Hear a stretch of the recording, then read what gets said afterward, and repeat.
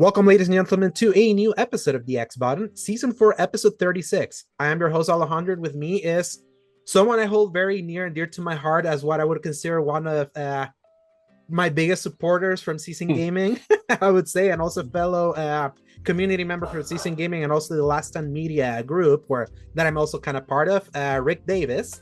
How are you doing, Rick? Good, Alex. I'm glad to be here. Thanks for the invite.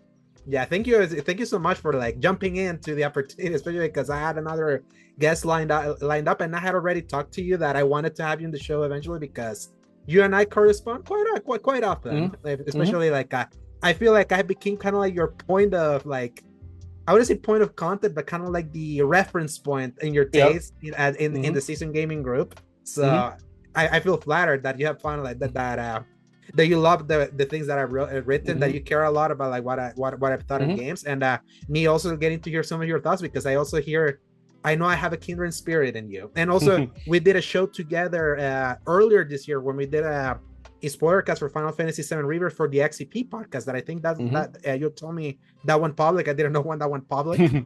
So, yeah, I can send you a link to it if you want. Yes, I found it on his so that people know that we've podcasted before. So that's why I was like, yeah, I would love to do that, and circumstance just happened for today. So glad for you to be here. Yeah, absolutely, man. Yeah, and we're gonna definitely be talking a bunch of games here today, and also two things that happened recently. Just a comment from a former Sony executive, specifically about games, and also a recent showcase that a lot of people have so many interesting opinions on that. I definitely can't wait to hear your thoughts, same as mine. But yeah, this is a reminder that this is the X Bottom Podcast, or gaming podcast that posts every Fridays from 10 a.m. onwards, God willing, available on the YouTube channel Escape Gaming, as well as most audio services around the world, Apple Podcasts, Spotify, and the like. You can find links in the RSS feed at tinyurl.com/escape gaming. If you enjoy our show, give us a like and subscribe. So, time to talk about what we've been playing. Rick, you are the guest. Kind of give us a little, because this will be the first time that people listen to you. Kind of give us just a little rundown about kind of your gaming taste, the things that you like, and then tell us what you're playing so people know. Well, my tastes are actually pretty diverse. I tend to like a little bit of most things, with some minor exceptions, but my main ones are probably RPGs, both Japanese and Western style. I probably prefer JRPGs, but I love my Western RPGs as well. Do like some shooters, third person, like action adventure games. Those are things. Big Metroidvania fan. That's kind of a general gist. But I do play some racing games. You can't really see it here, but I have a sorry, wrong way. I have a you still can't see it, but I have a steering wheel behind me. I've been playing a little bit of EA's WRC game from 23. The 24 expansion came out 2 weeks ago. Last week. So I've been playing a little bit of that, but yeah, pretty all over the gamut in my case for sure. Oh yes, and since you mentioned that you're doing RPGs, you definitely have gone all in on Metaphor, right? Oh yeah. So I was not an early adopter of Persona. I came around in Persona 5, and really it was more Persona 5 Royal. But I have kind of slowly started to go backwards, and I'm like, oh yeah, I was really missing out. This series is great, and so I was very, very hyped for Metaphor.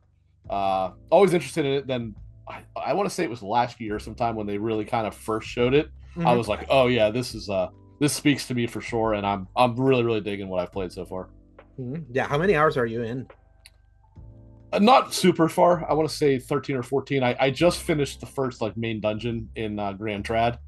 I finished the boss fights, subsequently for there, and I was about to progress a little bit further, but I ended up going to bed for the night the other night. I haven't had a chance to get back to it in the last couple of days, but because you're also playing a bunch of other stuff also here in the docket. So yeah, are you one that likes to kind of bouncing around a few games at a time, or do you always focusing on one game? I am completely incapable of focusing on one thing at a time. There's minor exceptions for that, like you mentioned us talking about the Rebirth spoiler cast. I'm a huge Final Fantasy VII fan, so that really kind of, when it first came out, that was all I did for quite some time. But the reality is, most of the time, I cannot have one thing that I play. I'm very crazy and I have to bounce back and forth with a bunch of different things, or else I'm not happy. Yeah, I can imagine. Yeah, to me, it's a game has to be so good that I just want to just kind of focus on that. And me writing for Season Gaming has helped in that because I was like that too, like almost be like I need to have like I feel like I need to take a huge bites of so many things, otherwise I'm just gonna kind of get behind. And I feel like sometimes depending on where you are in life, that can sometimes kind of like switch. Because right now I have been like really savoring just like being more like not just one game, but being like in a very specific mood. That I'm in a specific mood. I don't want to like cut that mood off, because then I know that if I'm trying to force something else that's not kind of like in the mood, then whatever like whatever else I cut to tends to suffer, kind of like an opinion. It's like it was so funny. Like for example, like earlier in September when Astrobot came out, I was so excited for Astrobot, but I was still platinuming Rebirth. And I was so close to getting to apply. I was like, I've already done the hardest of hard work. I'm at this final bullshit boss battles in this like chattily challenges. And then by the time that Asteroid came out, I was like, oh yeah, Asteroid came out. I started playing, and I was like, I don't want to play you right now. I feel like if I stop playing, like if I stop that and play you and play you, I'm not gonna fully enjoy it. So I literally didn't play Asteroid for like its first 2 days that I was in the market when everyone was, because I was like, no, I'm gonna get this platinum, and I ended up getting it. So I feel like it's interesting, like being like how mood can really, and like kind of like how mood can really affect if I really want to like really laser focus just on one thing, or if my mood is like I want to feel a different mood. So I don't know, does that happen to you sometimes, that if you're just like in the mood of something? Yeah, well, I mean, also part of this, to be clear, comes to the fact that I have zero self-control and buy way too many games. But no, it is the same way. I just, even if I tell myself I'm going to focus just on, let's say, metaphor for the sake of argument, the reality is after a couple hours, I'm like, okay, I have to do something else. Like I can't just focus on this. And you mentioned about reviewing for Season Gaming, and something I've long thought is like, man, I kind of would like to do something like that, even for my own thing. But I'm like, the reality is though, that's not how I play games. So I know I could not do it. Earlier in the year, I had actually asked Luke from XEP if he wanted me to do a review of Persona 3 Reload for him, because that's also an Xbox game. And he said, yeah, no problem at all, because he figured me and a couple other guys were probably the ones who were going to play it anyway. Well, let's put it this way. Unfortunately, it got put on the back burner because obviously just a couple weeks later is when Rebirth came out. Yeah. I still never went back to it. I'm going to eventually. So I'm only like, I don't know, a third of the way through it maybe at this point. But here's a question. Is it even worth going back to now you have Metaphor? Since they're basically kind of like in that same I'll probably do Metaphor. I'll probably stick with Metaphor for now, but I am going to go back to Reload because I actually did really like it, and I like the like way more like serious tone of its story compared to like Persona 5 and Persona 4. That's what I played it for.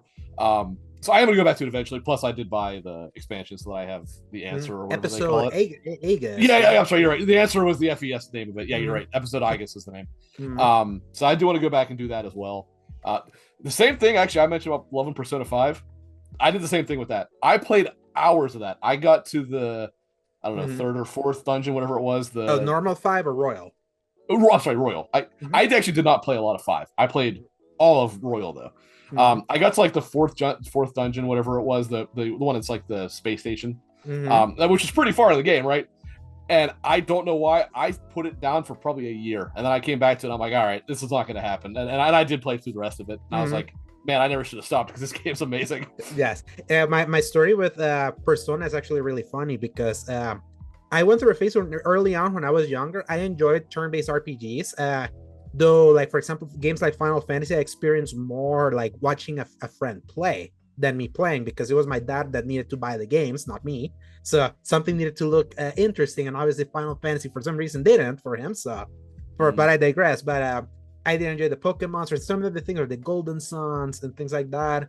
And but then turn-based was never kind of like.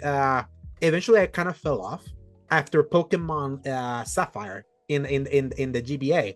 And then I didn't play like a single turn-based RPG until Final Fantasy 13, because everything in between, I saw some friends, and I came back to 13 because it was like around the time that I could finally start like getting an allowance to buy my money. And me being from El Salvador, where everyone is just whatever popular shooter was at the time, I saw them move from Medal of Honor to Call of Duty, like in real life, and FIFA. So it was like that was all they would play. I would always be kind of like the all-around gamer that I love gaming, so I want to try all these different things. But Final Fantasy was the one that, no, because they own 10, it was like, and they own 12. It was like, we're gonna get 13. I was like, I don't feel I want to be left out. I'm gonna join them because like the rare time everyone is like, no, we're getting Final Fantasy 13. I was like, okay, I guess I'm gonna get it. And I hated it so much because that game sucks. That's why. especially way back then, especially like the endless linearity of it, like how long it takes for the system so that the game to kind of pop up, how that game, the way that game looked, felt like more. I feel like it should be like swinging my sword here. I felt like it had the look of something that should be more action. That was kind of like the thing that was kind of going through Square Enix's mind back then. I'd be like, they had been pursuing the Advent Children route, but they were not ready to make it like that the gameplay, but they want to make it look like that. But it was like, because I was so not in the mind for turn-based. So Persona was something that just I didn't give a rat's ass about. And Persona 5 happened at a time in 2017 where I was not playing games because I had just graduated college and was still figuring out life. So when you're trying to figure out life, that was when I was living in the US. I had told you behind the scenes around that time was like the only game that I played around that time was Horizon Zero Dawn, and then I know Persona 5 came out then, so I was like, yeah, turn-based stuff, I don't care. Then when I started my YouTube channel with a guy that's no longer part of my group, he went on his own, or they went on its own. They transitioned. They were like, you need to play Persona. I was like, I don't care. And they were like, no, you need to play Persona. It's so good. It's gonna completely change your mind about turn-based. I was like, I don't know. It's like, I don't know if I'm gonna like. I don't want to spend. No, this is how much you're gonna play Persona. I'm gonna buy it for you. And they bought it for me. I was like, okay, well, free game. I'm gonna start playing. And then I started playing. It was like the style was like so good. And they bought that game for me the month after before Royal was announced. And then I was like, dude, if I'm gonna like, so I asked them, what is that? What's that Royal? It's like, oh yeah, you know about Persona 4 Golden, how they do the kind of like the improved version of things. I was like, kinda. I think that I kind of got the gist of that from original Persona 4 from PS2 coming all the way to the Persona 4 Golden on Vita. So I was like, oh, is it that? Yeah. I was like, well, I'm not gonna play Persona 5. Then I'm gonna wait. So because I was like, I think maybe made it halfway through. I know, because that game's like 150 hours long. I don't know. I don't know how long I made it, but I literally stopped it in my tracks just by being like, oh, I feel like there's something to this turn-based stuff again. I was like, maybe I was too harsh on how to, and the way the Persona does the turn-based is actually really cool with the menus, with some of the interactivity that you make and some of the commands. I was like, oh, I actually do like that, especially going back to 13, that was like so on the rails, and the only thing was the paradigm shift that kept me like active. So it was like, okay, I feel there's just something here. But then I was like, I'm gonna wait for Royal. I bought Royal and never played it. Oh, really? Yeah, never. I owned it, and that's the thing. I bought the PS4 version of Royal, and I also bought the PS5 version of Royal. It's like, I know I should give this a time because I know a lot of people swear by Royal. Especially like, and I'm like, I'm in that situation where I don't know how far into normal 5. And everyone's like, no, if you're gonna play 5, it has to be like the best version. I was like, I'm gonna do it. And knowing that it's so long is like sometimes what holds me. And the thing is, I bought Metaphor. I played it, but because I played the demo, I was like, ooh, this was really nice. And I'm more of a fantasy guy than I am high school Shibuya kind of like hijinks, like Persona usually is.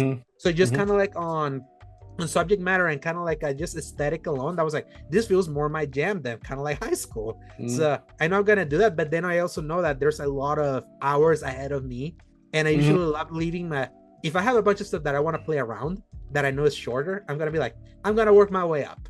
I'm not reviewing you, so I have no commitment. This is kind of like a long-term thing. I'm gonna finish a bunch of this other stuff that I'm gonna finish, and then I'm gonna dive into Metaphor. I don't know if that happens to you too. So that's I was gonna tell you, I had a sort of similar approach for Persona. Not exactly the same, but similar. Not with turn-based RPGs, but more with the series itself, right? I kept hearing how great 4 Golden was, and how, if you had a Vita, you had to play it. So I was like, all right, whatever, I'll give it a shot. And I didn't really get into it, but honestly, a large part of that, and I know I'm going to take some hate, I just did not like the Vita. I am a huge PlayStation dude. Yeah. Not just PlayStation, but I do love PlayStation. I love the PSP. I did not like the Vita. But the library of PSP was so much better. It was so much better. I don't know why anyone thinks the Vita's better, because it's just not even close in my opinion. Throwing shade at the podcast that we both pay patrons for. But so I just could not do it. I played not a lot of it, to be fair, but I was like, nah, I can't do this. I can't play something handheld. Then 5 was coming out. It's all people were talking about. I'm like, all right, I'll give this another shot. And I did like it. I was like, okay, specifically I liked how it starts with, this is a mild spoiler for the very beginning of the game. Like, I like how it deals with a pretty major topic, right? Like, yes. Like right off the bat, it's about a teacher sexually assaulting students. And yes, stuff like that. And that's the thing that really grabbed me when. Yes. I'm like, I like how this isn't like sugarcoated. Like, it's really like, hey, this is about pretty serious topics. I'm like, that's cool. Mm. And then I kind of got partway through that first palace and just fell off of it. I think I got about partway through that. Then Royal was announced, and I'm like, all right, you got me again. And right off the bat, I'm like, okay, this is definitely better. Because if you like the thing with the guns, I was like, this works way better in Royal than it did in the main game. And right off the bat, you could see Kasumi in the very beginning of the game, stuff like that. I'm like, okay, I'm gonna stick with it, and I did for a while.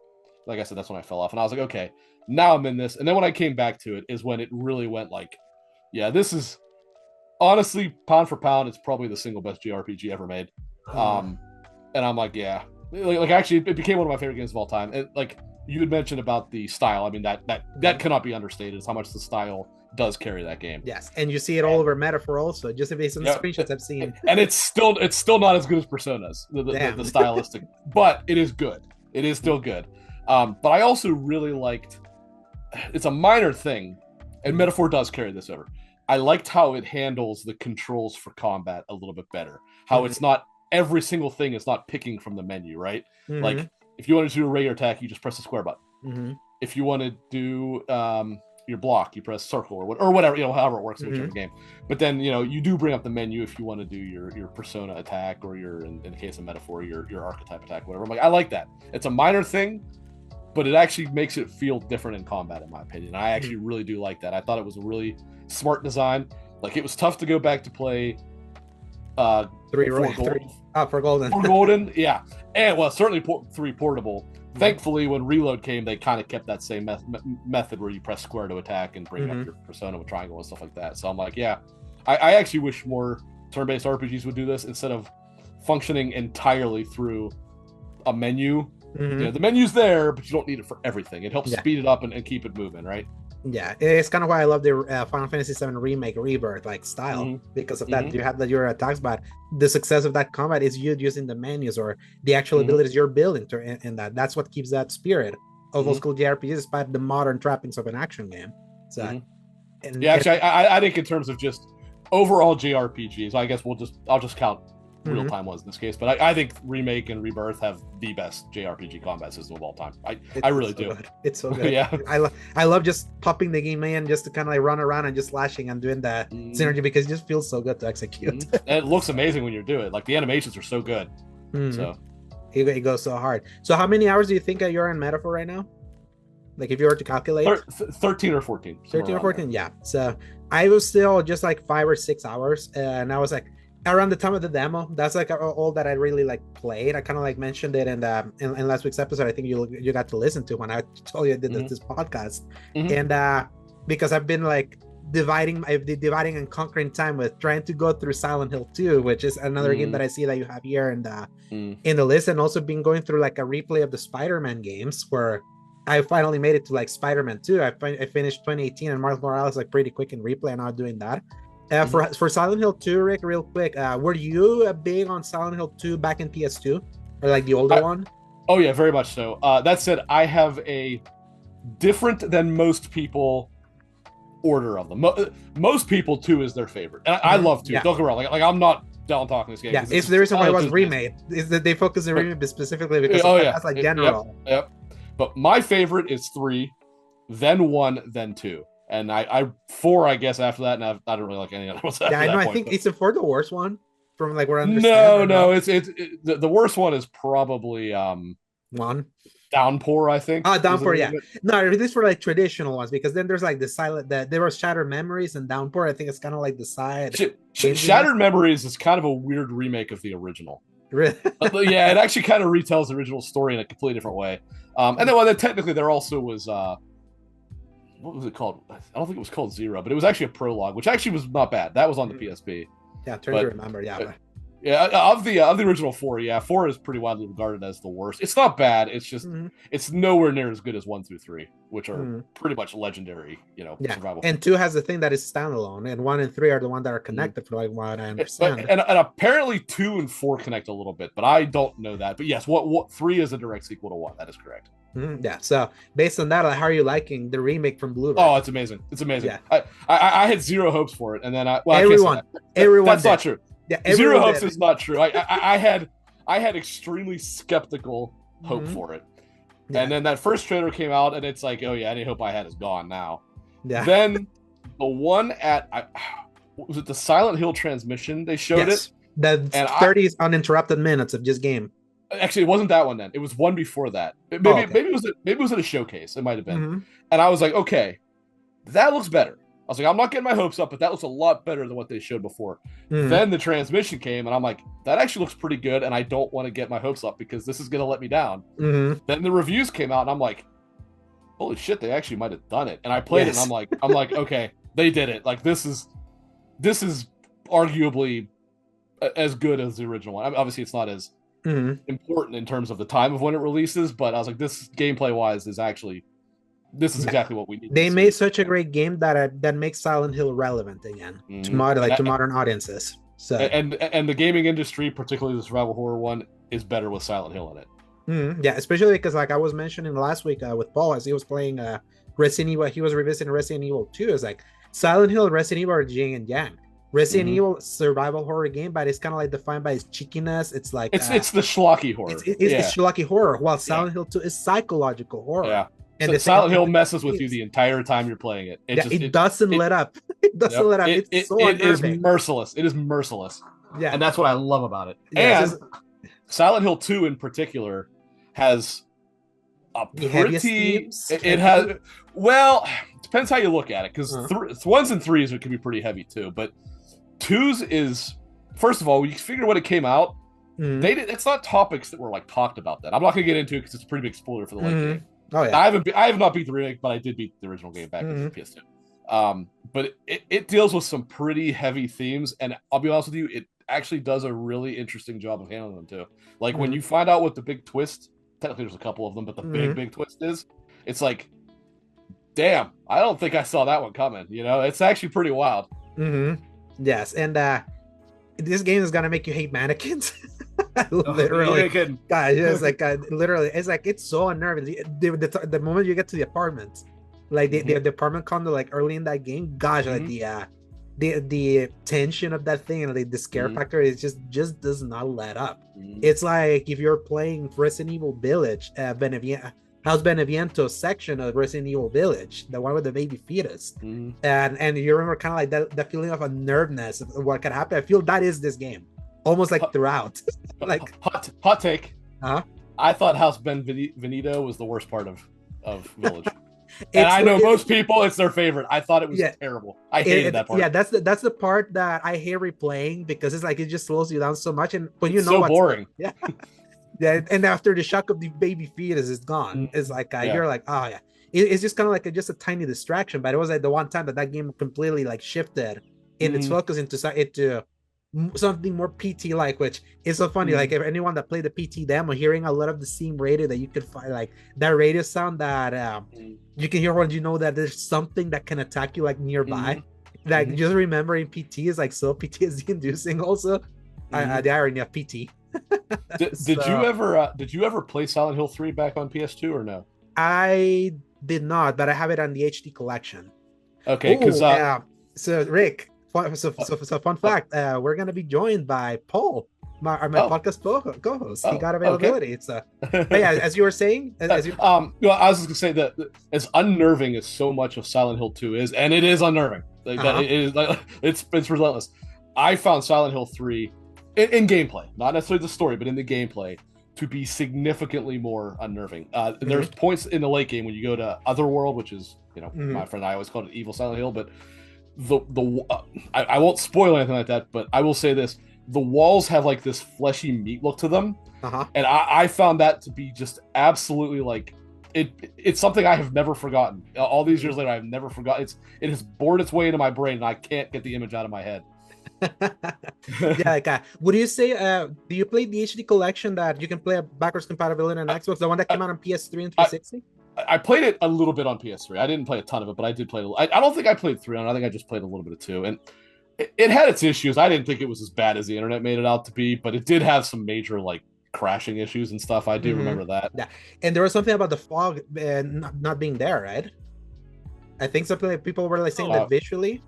I don't know about that. If so, hello, Paul. Hello there. Hey guys. So Paul, I want you to meet Rick. He is a fellow member of Season Gaming. He's like a watcher and also a member of the Patreon group of the podcast that was there.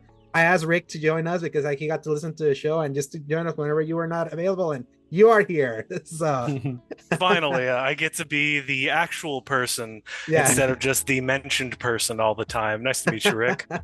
Yeah, so how's it going? Yeah, so we were just talking about Silent Hill 2, Paul. Sweet. Don't let me stop you. Go ahead. So yeah, as you were saying with like the HD collection, it's still like a worthy place to play Silent Hill 3 if anyone's still interested. But it's unless you pull out a PS2, it's the only place to play it. So, and actually, if you do pull out a PS2, Silent Hill 3 is pretty damn expensive now, if I'm not mistaken. So, in reality, it's about your only real option to do it unless you want to drop. I want to say Silent Hill 3 is like $200 now, something like that, and that's probably for a non-complete version. So, yeah, I'm looking at $250 on Amazon. Right? Okay, $250. Okay, yeah, yeah. For some reason, it got real. It's even more expensive than the original one for some reason, and I don't know why, because I don't think it was any more rare. But yeah. So that doesn't like I've been like something that I've been doing with Silent Hill 2 because I saw Gene Park did this. He did like a double playthrough where he was doing a remake and he was also kind of playing the original just to kind of see how much the remake is lining up with it, and it lined up so well. Like it's so well. I was like, wait, the well where you get your first save point is here.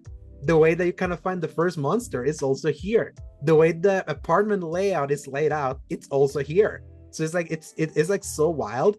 To think to think that Bloober was able to kind of like really nail so kind of like a very one-to-one remake while still expanding it in a way that unlike the reverse remake thing that is like they ass pulled a lot of people be like, yeah, this is gonna be a one-on-one, but now there's like that reasonable doubt of like it may not be 100% the exactly thing, even though you're still visiting the places. This is one-on-one, kind of like how the Metal Gear one is gonna be. And my thing I told Paul last week, like if Silent Hill 2, which was the most skeptical thing in the like everyone's skepticism was so high, like they nailed this, like there's no way that Delta's bad. Like there is I have full confidence in Delta. From what I've seen, I'm like well, also because they're remaking it graphically and mechanically, but not rebuilding it like Silent Hill they did. So I have Metal Gear Solid 3 is actually my second favorite game of all time. So when it was announced, I'm like, oh yeah, because I love Metal Gear Solid 3. That's your favorite, right, Paul? Metal Gear? You're muted. Paul, you're muted. I think my favorite switches weekly at this point. I cannot tell you for sure because it used to be 3 for a long time, and now that I've played 1, I was like, oh, that was a really fun game. So you've never played 1 before? I had never, because I had no ability to until the collection came out, and then I finally played it through that for the first time ever, outside of like knowing the memes and knowing like the plot events of everything. I actually read the novelization and played all of the others, but 1 eluded me for years. It's easily the simplest story, but it's an effective and very good one nonetheless. Oh, yeah, so absolutely. emotional, like the emotions of that game, like how it mixes like with that original soundtrack, like in that what drives you Snake conversation with him and Naomi, like in the prison, is like I tend to just I found the background music of that part because it's like a specific like a rendition of the, I think it's like The Best Is Yet to Come, I think is the name of that song. That's the name of the ending song.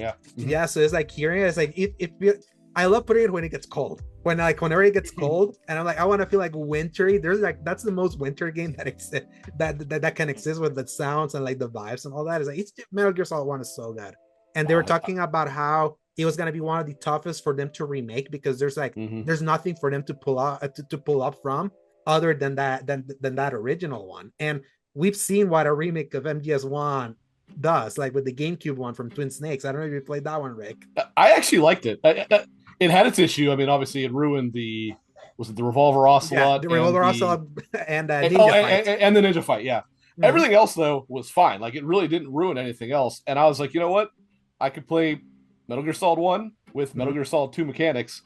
I can overlook a couple issues because I love Metal Gear. I can't emphasize enough. I love Metal Gear. Yes, it's like I'm so glad to know that it's the modern audiences will soon. Like I'm like we're this close for a 4 like re-release. That's been the one that I've been like.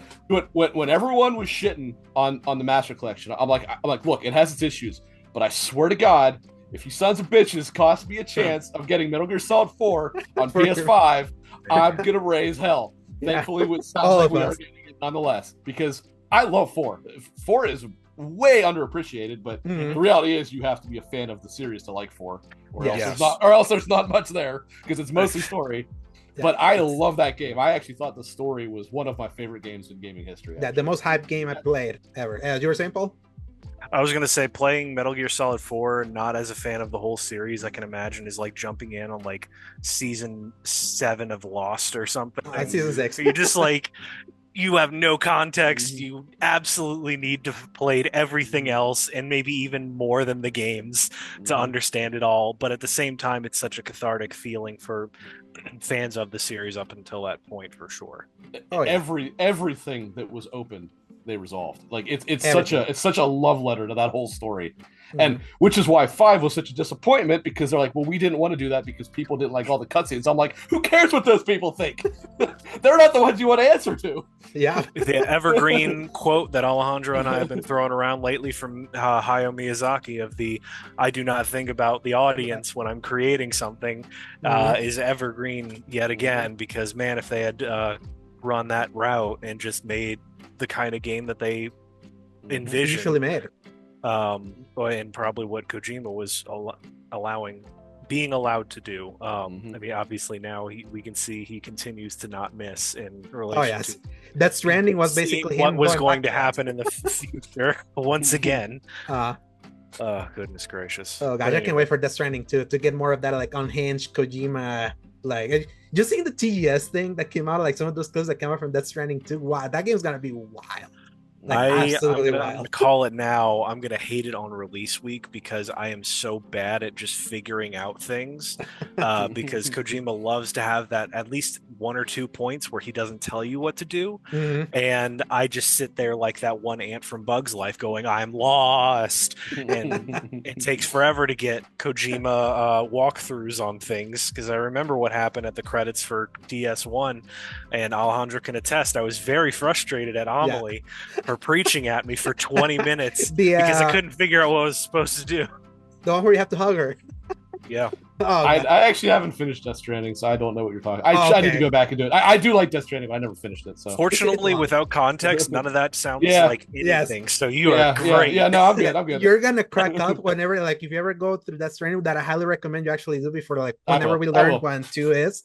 Like the moment that whole thing, like that I just kind of basically spoiled happens, like you're gonna crack up because you're not gonna expect where you need to be doing that, and then be ready. It's like endless there's endless credits where you're gonna be hearing a lot. I'm okay with that. Yeah. Well, just real quick, we had mentioned Metal Gear Solid 4. I will say that might be my favorite credits of all time because of the way that they did it, where it had the fake credits. And then another 50 minutes. And I was like, oh, yes, here we go. I got screwed over on that pretty badly because I was starting to get close where I thought the credits were going to start rolling. And I stayed up late because I was like, I don't want to stop this because it's one cutscene after another. I can't save. And I waited for like another 3 hours of just cutscenes. Yeah. Just sitting there at 2 a.m. going, oh my gosh, will you stop already? When you see it was something like an hour and a half long, like it was like a full-length movie. Was the ending scene? When you have to see Big Boss have to provide euthanasia to President Jimmy Carter. Oh my goodness! Hey, at least Big Boss can walk. No, by the way, that whole thing. You've seen the pictures of Jimmy Carter that they've like wheeled him out, right? Like he looked like Zero. He looks like Major Zero right now. It's like it's so he's funny. what 102 or something. It like looks that. like that dehydrated fake alien that they had running around in Mexico for a while. Yeah, for the alien hearings. So Paul, since you joined us, next to Yeah. you, like what have you been playing currently other than Metaphor? If you want to get update more on Metaphor, 'cause I know you've been all over that Metaphor. I finally had to bump it to easy. I'm not ashamed that I got my teeth kicked in by the top floor boss at the Grand Cathedral, which is like the first off rails dungeon that they give you in the main city. That is the main moving forward objective. I got really creative. I made it the whole way up there on normal. I got creative with my MP usage. I was like farming that sucker, getting myself to make it. I was using all the weaknesses, and then I got to the top, and that man just, without spoilers, destroyed me. He was tough. He was tough. He was a my goodness. I figured out like kind of what you're supposed to do to kind of keep yourself alive longer, but by that point I was just like, man, I'm an adult. I have like 2 hours to play this every day. I just gotta get moving. But yeah, overall, loving the experience. That is just some of the most creative use of art direction for monsters I've ever seen in anything ever, and I didn't think that could be taken from Elden Ring and any of FromSoft's work, but here we are. I love the character work on everything. Just great time all around. Besides that, I've been playing a lot of Dragon Ball Sparking Zero. Yeah. That is my it's not even a guilty pleasure, man. Dragon Ball was huge for me in high school. I didn't grow up with it as a kid. I saw it as like, what are these weird people with blonde hair that have blood on their faces? What's that about? But later on, I got to read it all. It super inspired me to lose weight and work out every day. And I love that series ever since. And then obviously, this is just probably the best Dragon Ball game I've ever played. Just mechanically, visually, I thought that was going to be fighters, but I hate tag-based 2D fighting games. Unfortunately, I really tried. I put my heart and soul into that, but I couldn't figure it out. And this one, I actually feel like I stand a chance against people. It's specifically built against people doing crazy combo strings, which is usually what a lot of fighting games devolve into, and I hate that because I feel like it's a huge floor for people to reach before they can enjoy the game. And this one is tailor-made to like fight the really toxic strats, which of course hasn't stopped people, but I feel like it makes it funnier than actually frustrating because there's built-in ways and built-in characters specifically tailor-made to fight certain things that people have been trying to do. So even though I'm just getting destroyed online at times, I think I'm like midway through rank C, which is above the lowest. So turn up for me, but overall just having a ton of fun. Paul, stupid ape Vegeta couldn't do it. Like he got you. Yeah, he got me. Couldn't do it. And even I lowered the difficulty, he still got me. I'm like, I don't know if it's because of the it's funny, I talked with Rick about my moods or like what I've been focusing on and all that, and I don't know if I completely missed something in the tutorial or anything, but I cannot figure that stupid ape. You would not be incorrect in assuming that you missed something in the training because everybody did, and that training is horrible. There's no throws explanation. Everything at you like at once, in only one time. It just has you read it. It has you try to execute it. It doesn't explain at all how they work with one another. I listen to like a video explaining some of the fighting concepts during work, and then I come home and try it. But for that one, it's you have to keep distance on those enemies because they have super armor on a lot of the things you can punch them with. You're not supposed to be in front of them at all. If they can grab, you have failed in your positioning. Yeah. So you're really supposed to like get in, knock him back, and blast him as much as you can and stay out of his range. But he spams the laser. He does. Yeah, but you have a built-in laser redirection tool. That's what that circle can do. You do not have to press it perfectly. You hold it, and if they shoot something at you, you will bat it aside. It's like they just don't explain these things. But Yeah, one day when your mood is improved, I would suggest going back to it, but I do Mm, not recommend it until you do, because yeah, you are a slave of your interests yeah, and your mood swings, and I will not force you yeah. again to play a game that So you are not feeling. yeah, so for context for that, Rick, do you like Plague Tale? By any chance, any of the Plague Tale games? Oh yeah, I have not finished Requiem, but Oh, okay. I loved Innocence, and Hmm. I will actually go back to Requiem. I might restart it because I think I'm Hmm. gonna try to play it on the Pro Yeah, and see and if it's it plays 60 better there. and it's already 60 frames, so hopefully like Hmm. visually it improves just on that. But Hmm. uh Rick, I gotta tell you, Alejandro is a trifling son of a gun sometimes because yeah, I had a wonderful time with Requiem and played through it, and he was playing something else. Do you remember what you were playing, Alejandro? Forspoken. Thank you. Um, what a crazy concept, anyway. But I was giving him like little screenshots out of context and just like, look at the skybox here, look at the environment here, sharing him some like little memes of like, this is this without context, and Uh-huh. just having fun with it because I was just really having a good little romp. And I tell this guy to like drop everything, please come back, play You Requiem. I need to need to see know this. You to need talk to to, see the yeah, story I they were need to telling like me. experience I this with know. somebody and talk to somebody about those final hours. And then this guy goes through the game and just shreds it apart over our text chat over the next like several hours. I think you played through most of it and at like two In sittings.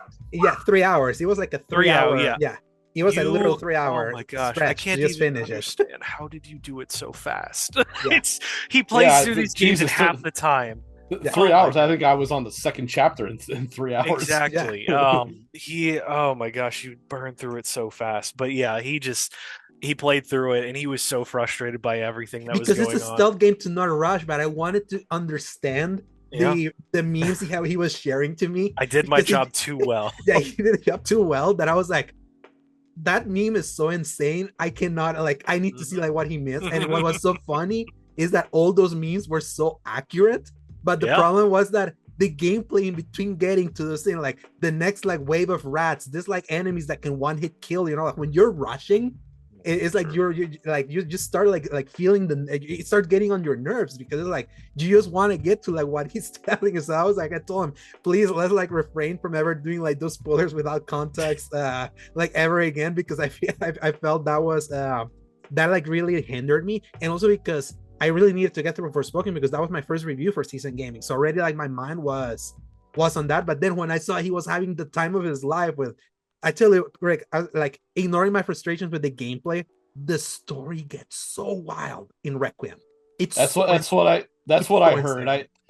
I have a feeling that the part that I got to, I can't remember exactly where it was, but I'm going to guess that I'm probably pretty close to where it does go bonkers because I have not gotten to the truly massive rat hordes yet, but I know No, they get gargantuan in that. yes, you're still early The, then. You're still early. I did see the one where it destroys the city The when town. you're in Oh, the okay. beginning. So you went But through but the but set Well, that piece. was the you're right. opening like hour. Correct. But I never saw like the truly crazy ones later in the game, and I know there's a few of them. I know that. Hmm. Yeah, so Yeah. it's not and the funny thing is that the wild things, it's not just the rats. That's what's that's what's so wild about where that story goes. Like when he goes into like the actual lore of where Hugo kind of comes from and what and how that entire thing resolves, and visually the things that happen. Because uh the funny thing of that night, because I sometimes like going to that night, Paul felt like such a sense of comeuppance at how I left off with that game. Like at the end, remember, Paul? Mm. Like right when the ending happened, I was like, it will leave you. It's a Last of Us Part Two level like stupor that will Yeah. leave you. Like It's it's a powerful ending. It's like Yeah, really really really that's what powerful. I've heard. That the part where I am, the night guy is still in prison, and Mhm. I'm with the pirate lady still. Yeah. oh, I forgot Yeah. about that guy. So Yeah. There. Paul, I went Uh, from there in 3 hours to the end. yeah. Like from there to like all the way like pushing. Goodness gracious. I still cannot believe how you did that and then just dunked on me for 2 hours after that. But yeah, so that's just an explanation for that whole story and kind of window into our friendship. Oh yes, and it's also it's a here's also a fun fact, Paul. Rick here is also a fellow member of Spider-Man 2's Gadget Gate movement. Hey, my guy! Like the guy that Yes. hated the fact that the gadgets from one were a lot of the web-based ones disappeared from. This man called me insane for all of that. He was like, "What are you talking about?" Within 5 minutes of playing 2, that was what I thought. I'm like, they made Peter play exactly like Miles, except with no invisibility spell now. And I know, Alejandro, you just recently replayed through 2, and I didn't get to comment on any of the stuff that you had actually talked about in that. I mean, I think I overall agree with your positive takes on how things play out overall, because you have to look at it from just by itself, almost on an island. But when you compare so much of it to 2018, it's so difficult to separate my love for 2018 into my frustration at 2. Yeah, that's been like what's been interesting with playing 2, or like replaying it, which Paul knows, like I've been really harsh in this game ever since we did a spoiler cast last year, and then harsher than I ever got. You kind of swung full tilt in both directions. Yeah, that's what's so funny. he let Hogue get to him. That's why. Yes. Yeah. No, literally. You gotta stop talking to that man sometimes. Yes. No, like for real. I actually, it's funny that you mentioned that, because I feel that could have also inherently have happened. But you know how sometimes you hear negativity from some areas, like some loud criticisms, and then your lack of desire to go back to something then starts kind of like creeping into your mind. Maybe there's some truth there.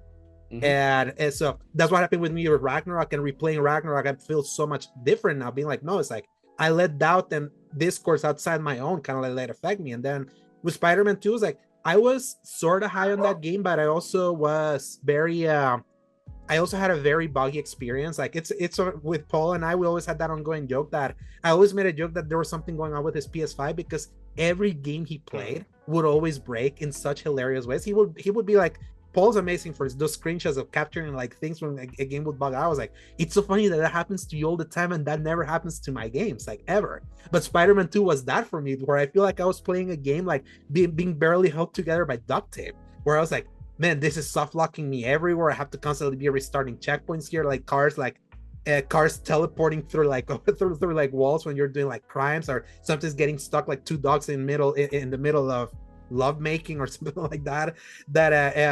Suddenly Spider-Man like glowing, like you have like when you press R3 and staying like glowing. I was like, there was so much like buggy stuff that eventually, after the afterglow of finishing the game, I ended, and then like New Game Plus being delayed, the Insomniac leaks, kind of painting a different picture of like, wait, this game cost 300 million, and then me thinking about like, that was a bug experience. This thing cost me 300. It cost 300 million to make. What the frick is going on? So I feel like I let so many things like really sour on me, and then kind of like me starting to understand like Paul's.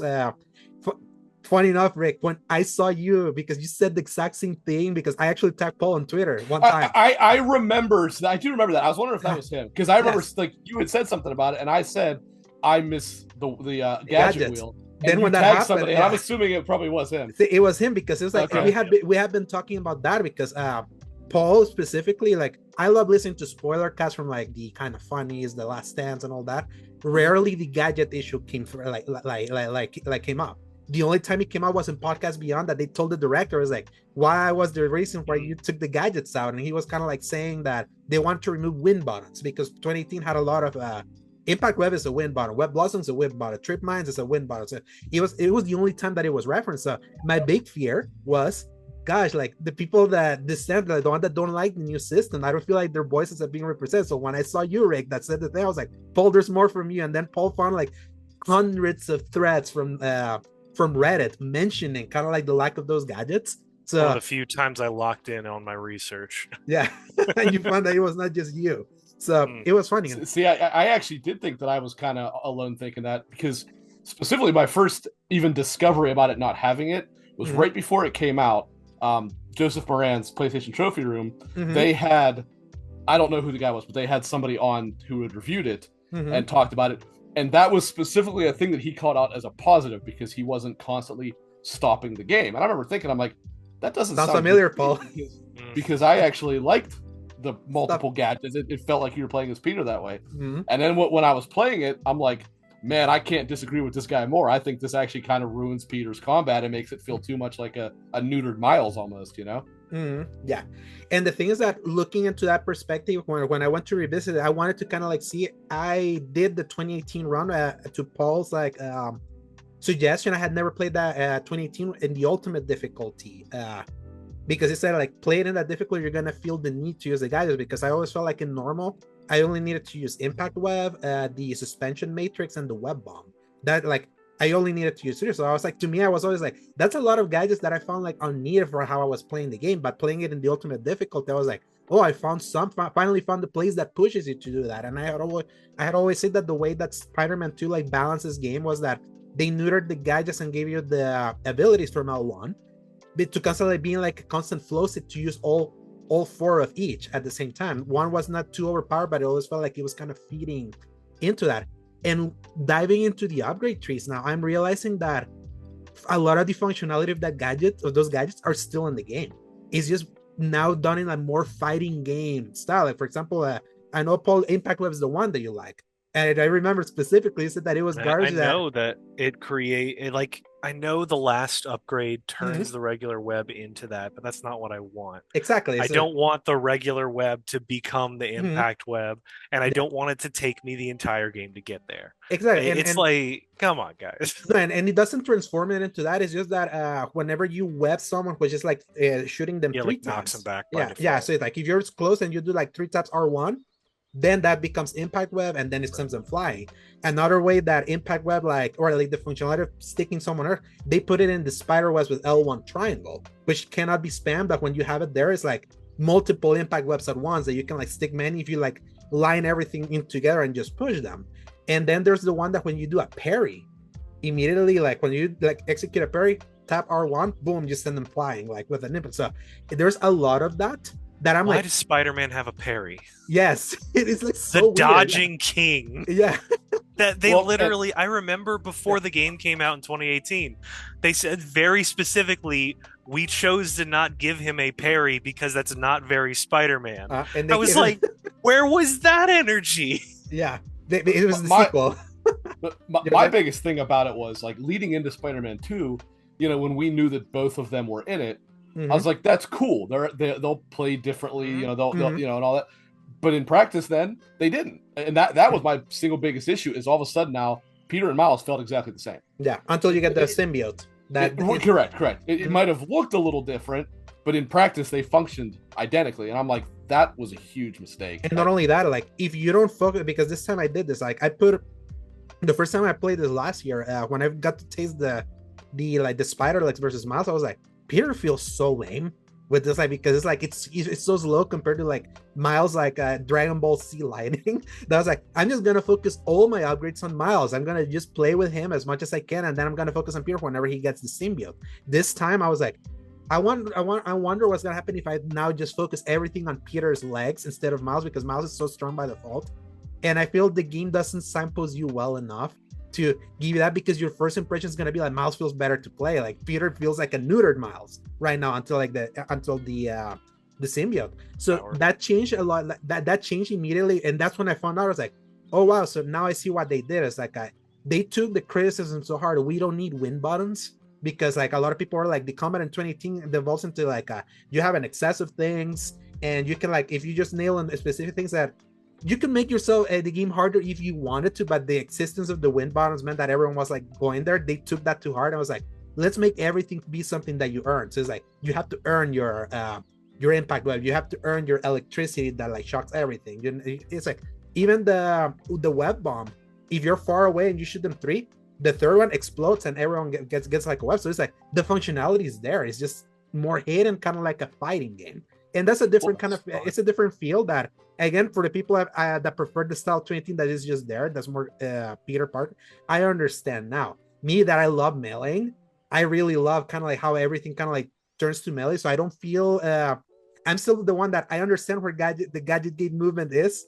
I wish I could say that I was like a proud member of it, but I understand where it comes from now that I've seen what using all of those tools are. But my issues with Spider-Man were different. Like not the gadget thing was Paul's specific issue.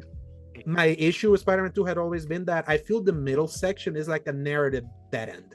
It's like the momentum of the middle section of that of the story is so boring in there, because Kraven is not even in replay, me trying to find like the positive of Kraven still sucks. Kraven sucks in this game. The only thing that's interesting about him is that he's dying. and that's it. See, so in Spider-Man, I actually don't like Kraven, like in Spider-Man itself. Mm-hmm. I actually did like what they did with him in here. I like the idea of him hunting supervillains. I thought that was cool, but they didn't do enough of it. And then obviously in doing it, they pushed what everybody was interested in, which was Venom, to the very end of the game. The last 15% of the game, maybe? The final. It's like at that point, the game gets really cool. Mm-hmm. But the damage was done by that point. Like they literally crammed through a lot of nothing to get to that point. Exactly. And I'm sorry, I don't mean to keep interrupting. No, go for it. And like I really liked. Okay, so just a little bit of a backtrack. In Spider-Man 1, if I had one main issue with it, it was that same deal here. The best part of the game was absolutely Act 3, right? When all the supervillains were released, and I was like, I really wish that this would have been the start of Act 2, and this is how 2/3 of the game would be, something like that, right? Maybe not the Doc Ock part in particular, but all the the Vulture and Rhino and all them, And then, so I was like, okay, well, cool. We'll have a Spider-Man 3 where all's gonna be nuts. And then they killed 2/3 of them, not even on camera. Yes, in Spider-Man. I was like, what were you thinking? Yeah. Like okay, obviously, no spoilers to the end, but we know who they're obviously introducing for the third one and all that stuff. But it's like one big villain that was still missing from the series. Exactly. But it's like it's like, why would you kill any of them? Because now you could have a Spider-Man 3 that, okay, Spider-Man 2 is your setup for Spider-Man 3, and beginning to end, it's craziness. Right? They took away the option of doing that from themselves. I was like, why did you do that? Yeah, all for the shock value of trying to make Kraven like more imposing, but then like from a narrative standpoint, like they did so little with him. It has a lot of cool setup that the only thing that's cool about that middle section is the gameplay. 2018, I feel like the gameplay in the middle act of 2018 is probably the weakest part because it's just with Mr. Negative, but the story around Mr. Negative is what carries kind of like the momentum of like the middle part, where in Spider-Man 2 is the opposite. The gameplay section, especially once you get the black suit, super exciting stuff. The pursuit of Lizard, and like even though some of the boss battles are like you eventually getting to beat Kraven, and then like Miles kind of coming in to kind of save you. Like in gameplay, all of that is exciting, but from narrative, wow, it's like nothing really happens there. That is like, man, it's like if you want to find like some narrative substance, you find it in some of the side quests, like Miles like helping the homeless guy.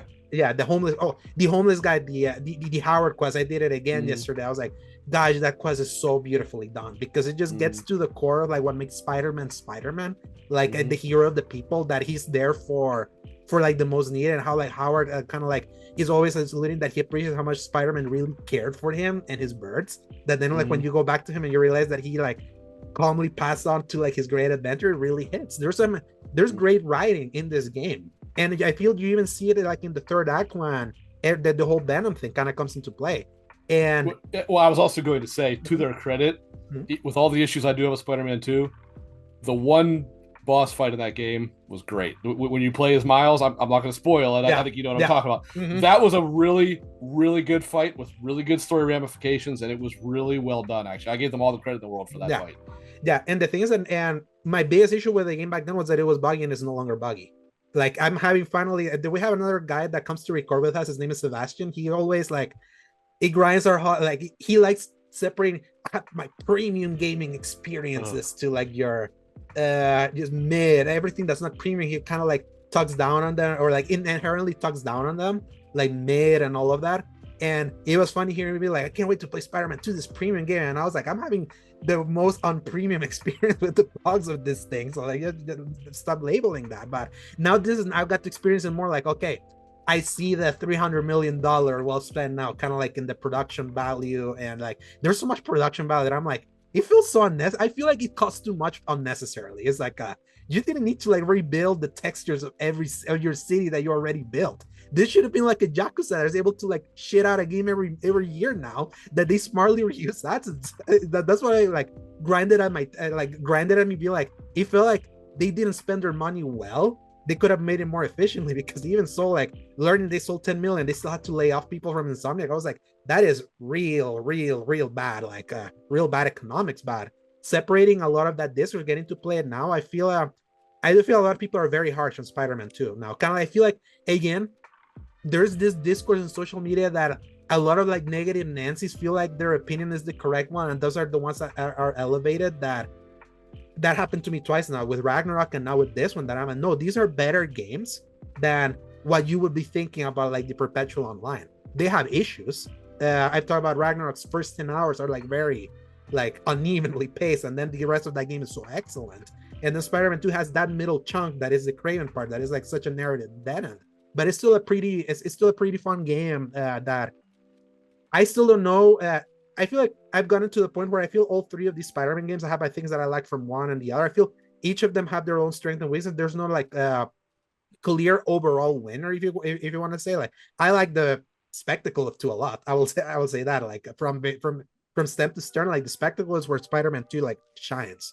But I told Paul yesterday, I was like, I hate myself right now because I spent every living like iota of my being hating this guy. I talked to you about it too, Rick. One time I was like, I really hated this game. Like, after a while I feel like I was hating about it. I'm like, no, it's like, it's way better than that. It's like, it's way better than that. I'm glad finally it's 3 days from now is the anniversary. I hate there's no DLC. I feel a lot of the disappointment right now has been stemming from the fact that we had 3 DLC packs a month after the release of 2018 to give you to play more, and we have had nothing from this thing. And there's way less activities also. That's the one thing that was the weakest part about Spider-Man is actually the city. There's barely anything to do, like barely anything. They like took the not bloat that there's barely anything to do in the city, and it's so big. It's fun to fly around, but it's like, where are the activities? Just crimes. So yeah, I actually really like the Queens. I wish they would have done more with the Queens section. I thought that was a huge missed opportunity. Oh yeah, and Brooklyn also. Like, I'm glad. Sorry, the whole second island is really what I meant. Yeah. But also because Paul, you mentioned the breadth. Like 4 different side quests involving Miles at his school. Yes, yes. all based on a social movement. Specifically, every social movement that you can think of was represented here. It's like so funny. It's like it was so blatant. But the music one was good. The museum one was actually I like that one. That one was cool. More appropriate for the jazz one, right? Yeah. Those were good side quests. And every time that you have to play, you have to find the old man and the Howard. Like, those side quests are really good. And really missed opportunity that you only get warehouses at the end of every time you find like 3 Craven things in the top, and then you get like the massive warehouse. They all felt so similar to Oh yeah. Well, and they completely butchered the stealth in that game. It wasn't great in 2018. It was horrendous in 2. Yeah. Because it was like you had this the only thing they added was giving you the thing where you can like create zip lines. That's kind of cool. And way down in the upgrade tree, getting the thing that you can like get to enemies at once, like a double kill. But that's where I get into Gadget Gate. That's the one where I'm gonna join the Gadget Gate movement. Is like losing Trip Mine.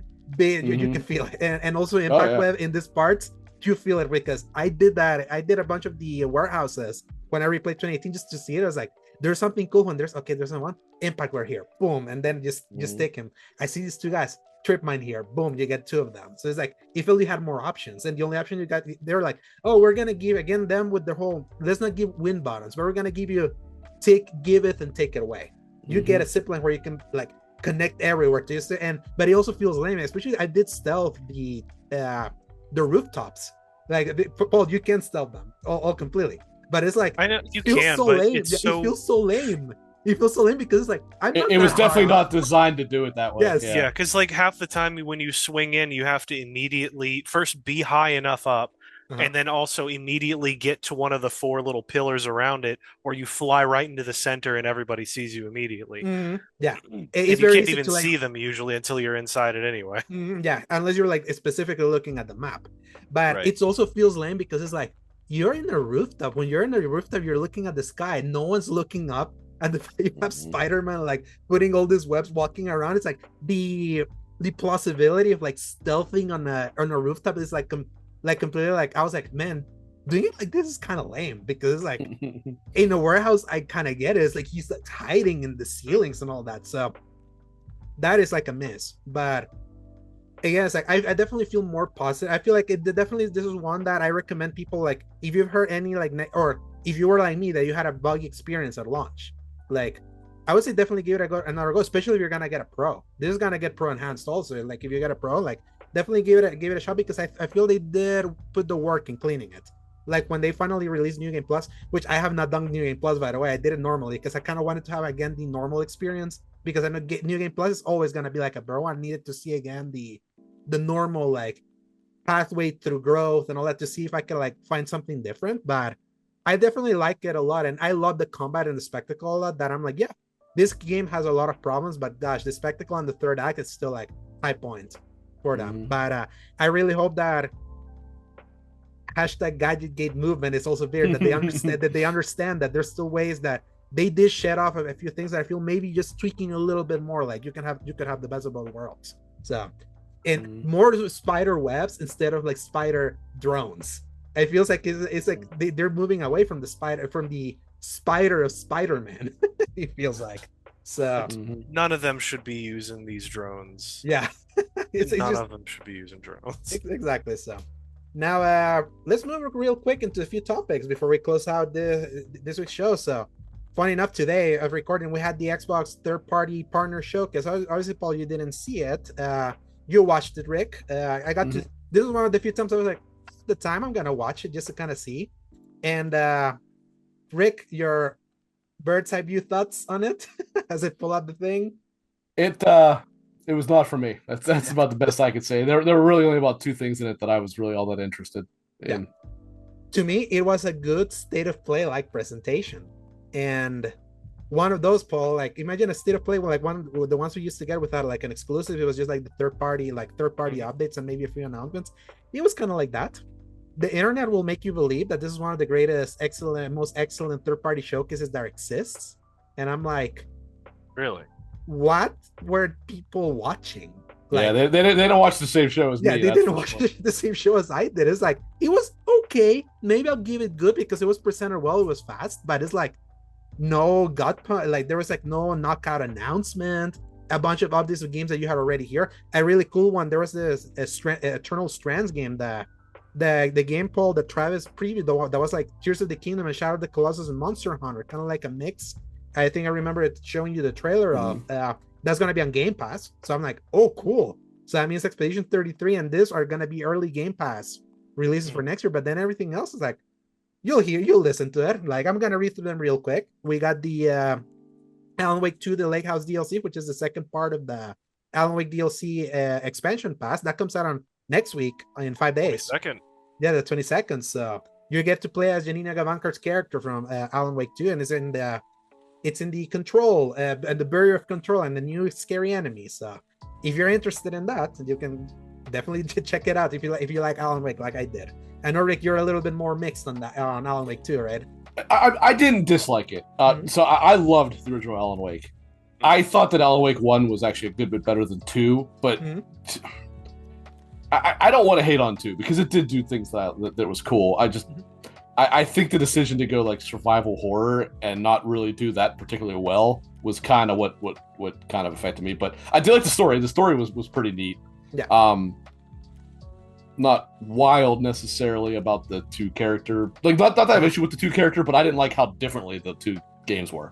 Like since his was all real like weird and like metaphysical. Like I liked her game a lot better because of that, since hers was in the real world. Yeah, the Saga Anderson part. It was kind of like that was a more traditional Alan Wake sequel, being in the Saga parts, and the Alan Wake parts were basically Silent Hill 2 level. Throughout. So, and speaking of Silent Hill 2, Bluebird team announced a new IP that's also a horror game called Chronos: The New Dawn, which is gonna be like their take on like a more sci-fi horror. Just based on that, I would actually recommend you watch that one, Paul, because it's like. I did actually catch that. I didn't realize it was all part of the Xbox showcase. I was just like, oh, cool, a new trailer for a new game. Hey, the FBC Firebreak came as a trailer. Hey, the Lake House has a release date. Wait a minute, did something happen today? Yeah, it was the partner showcase. Completely missed the fact that the Xbox thing happened. Here's the thing, usually they tend to be so nothings. One happened last year, that the only thing that was notable was that we got to see gameplay of Delta. That was the first time they showed it in one of those. But then other than that, it's like no new announcements. That's why I was like, no, don't worry about that. Then another thing they showed this Blind Fire game that was like in one of the showcases, like a shooter. So it came out in early access today. They got another look at Like a Dragon Pirate Yakuza in Hawaii, the next Like a Dragon game from the series that just keeps releasing entries like every year imaginable. The big news here was that they pushed up the release date because it was going to be on the 28th next to Monster Hunter, and they pushed it up, and they put out a video be like, development's actually going much better, and we would rather have it for you guys to have it 1 week early before you're going to enjoy this other thing that comes out, which is going to be Monster Hunter Wild. So this one, Rick, you said you're a big Yakuza fan, and you're not like this one, right? Like, I mean, don't get me wrong. I'm not hating on it. It's just this is not the direction I want that series to go. I have loved the Yakuza / Like a Dragon, I'll always call it Yakuza series, since the original one came out on PS2. And I remember back in the early PS3 days being one of the holdovers. It's like, God, 3 looks so good, but we're never gonna get it, and then we got it 3 years later or whatever. Yeah, because they were like hard to be localized. I remember they were like exclusive in Japan. You have to look imported. I don't remember if this is how. I think 3 Sega just randomly did, but to their credit, Sony was instrumental in 4 and 5 because Sony at that time did that. I do not remember what it was. A program where they asked people what they wanted to see translated,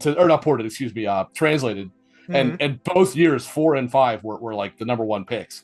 So they did do them, and then I want to say 0 is kind of when it really started to catch fire. 2017, yeah, because that's when it came out, was really popular. Then Xbox put it in Game Pass, and it really kind of caught on. And it felt like by default it was a great jumping on point for a lot of fans. And they did it. They did it. See, I don't agree with that. I think Kiwami, in theory, which is the first one. I do hear people all the time say 0 is a good starting place. I'm like, if you play 0 first, you are missing so much context in what makes that game special. Yeah, I firmly believe to me, and I bounced off it. I firmly believe you should play Kiwami, which is the remake of the original game, before you play 0, because then you learn what's the deal with Majima, and like that really makes his story in 0 resonate so much more when you know where it's going, like kind of like a retroactive thing. Technically, if you really want to get into it, you're best off playing all the way to 4 before you play 0, because that's when his actual backstory comes into play. But as long as you at least play Kiwami 1, you at least do get then the context as to him being a completely bonkers, insane idiot in the first one. But I love that series. I did like 7 / Like a Dragon, and I know everybody loved Infinite Wealth. I actually still have not played it, but I played it a few hours, but I didn't play because I haven't played the original one. A lot of it's being lost on me. That I was like, I need to play that original first, but I haven't. I don't even mind it going turn-based. I mean, I like turn-based RPGs, as I mentioned earlier, but like the series has always been wacky, but super serious at the same time. As can be seen by Pirate Yakuza in Hawaii, it's jumped the shark. It's going way too nice pun there. It's going way too heavy on the wacky, and not enough on the actual. Is Rick your spirit animal? He might. He's because, I'm gonna say Persona, and Rick shows up and says all the stuff that I think. Yeah. We talked about Persona before you got here. Nice.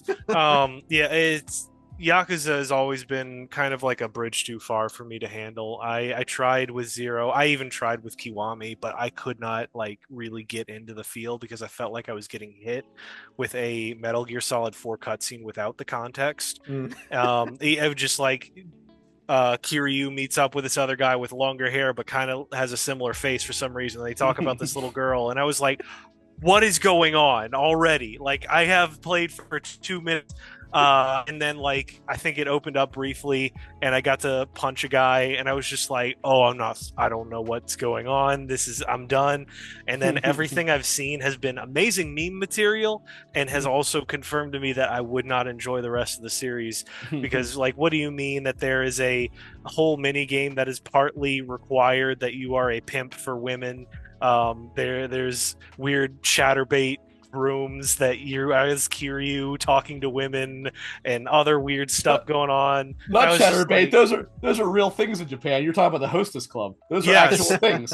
They are. I mean, it's just like it's an acknowledgement of the weird side of things that I just don't want to get into sometimes. I get it. They're not for especially everybody. Now that I also play in a family room with my wife and my infant son. So it's just like there's like a level of what I need to be able to skip past quickly, and I don't think Yakuza is one of those because it just kind of lives in that. Yeah, it kind of like, yeah, makes sense. But it's so funny you mentioned that, like, because Paul, when I showed him Pirate Infinite World, you were the one that said this is way too wacky now. It's funny hearing that from you too, Rick. It's so funny. Well, so, and today's thing, today's video did kind of confirm what I was wondering, because they hadn't shown it yet, but it looked like it's like, is there going to be like an Assassin's Creed Black Flag like style ship combat thing? And there is. And I'm like, okay, I'm sure it's going to be well done, because again, that is a well-made series. They make well-made games, and they do well. So Sega is pumping money into them now.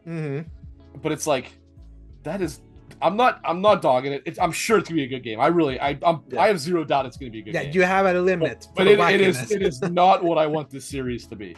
Like, maybe it's going to be a spin-off. They do have the spin-offs, but the reality is it does appear as though it is a canonical story in the Yakuza series, because when Majima goes to Hawaii or whatever it is in Infinite Wealth, again, I've not played it, so I can't speak to that, but it does reference him being there at the same time Ichiban is.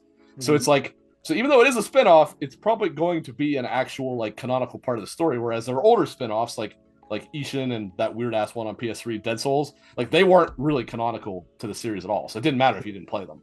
Yeah. This one, it probably is going to have story beats that's relevant to the future. Yeah. It's like, why are you doing that? Yeah, these are, and the Yakuza game is gonna be my, whenever we hit a summer where there's nothing and I need like something to stay my time, that'll be the time they're gonna be saving them. I hope you have about 800 hours, because that's what I heard. They are not short. And the thing is, again, the real ones, I'm not talking Ishin and all that, you technically can play one and get a self-contained story, but the further it goes, the more context that you lose. And they do have, I don't want to say a continually running story, but they do reference what happens before and all that stuff, right? Like they introduce a new character in one that then is oftentimes in another one, and then oftentimes in ones after that and all that stuff. So very self-referential. It is better to have played them in some form of order, maybe not in exact order, but and you get way more out of it, because as I mentioned, like Majima's true backstory, not the story from Zero, but his actual backstory as to why he's got the eye patch and stuff like that, it's technically broken up. Like that story is told across about 2 or 3 different games. Damn, but you do get it. I think the whole story is told in, I don't remember if it's 4 or 5. I think I heard 5. I heard 5 because like the longest one. That's probably that one. It is 4. It is 4. It's the one that has Tajima Saejima, I think is his name, as the main character. Like you hear it's how he gets to prison. But then other games will give you more context as to what happened and how they ended up there and all that stuff. And like it really does make it like this massive unending soap opera, but with some of the most lovable cast you'll ever see. I'm willing to die on the hill that Kiryu is one of the probably 3 or 4 best protagonists in gaming history. I've heard that one also before. People can keep Ichiban. He's okay. He is not Kiryu. Yeah, Ichiban's a clown. That's why I know that. That's why people like him. But Kiryu is like, he's as stoic as you can get. But the best I can describe him as, he is a real life version of Geralt of Rivia. And you know how good Geralt of Rivia is as a character. Yeah, absolutely. He is very much like him in every way. Like, you know, technically involved in shady dealings, or well, certainly in his past he was. But nonetheless, he's a good dude that has like a strong sense of justice, cares for his friends, cares for his people, and does not want to like hurt random people. He wants to help random people, and it's like he's like the consummate like protagonist, you know. So that sounds like something that you'd like, Paul, but. I wish the rest of the game wasn't so freaking weird, because every once in a while, I see a part of it that is like, dang, that's the coolest thing I've ever seen. And Kiryu seems like such a baller, and I love everything that this guy does and says, but everything that's attached to his game is like, not for me.